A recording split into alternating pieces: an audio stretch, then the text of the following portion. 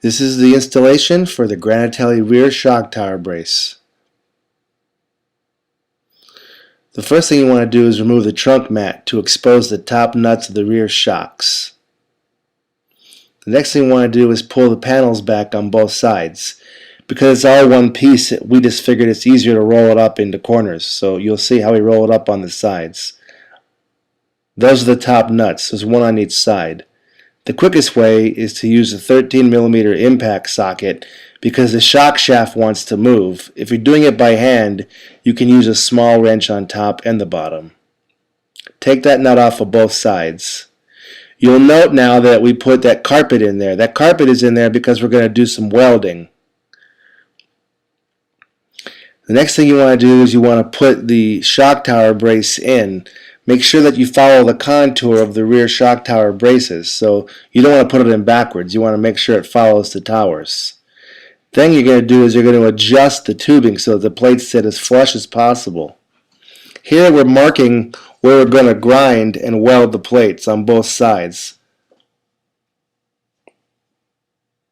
Take that off now. You see how it exposes a line? That line is where we're going to grind away some of the excess paint.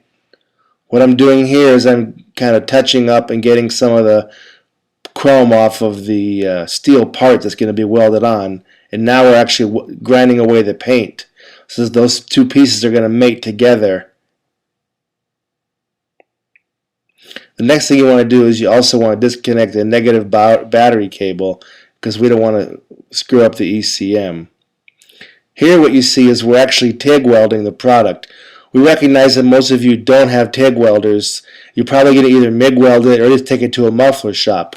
The reality of it is you can use body glue or seam sealer. It doesn't really have to be welded. Since we welded it, the next thing you want to do is put a little paint to touch up those areas so there's no rust. Lastly, you'll see we put the carpeting over so that this is what it looks like with a finished product. I prefer to do it this way. It's much cleaner.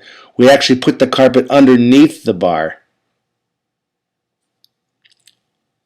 For the ultimate clean look, you'll see how I'm trimming the top and the bottom. This actually lets the carpet, when it goes back in, clear around the rod ends of the shock tower, rear shock tower brace on both sides. So here's more of a close-up of where to trim it.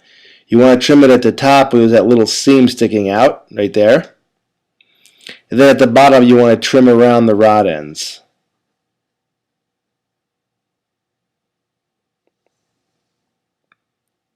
Now all you're going to do is just tuck that in. You'll see how after I cut it, we actually tuck it around the rod ends. So there you have it, super clean look and no loss of trunk space.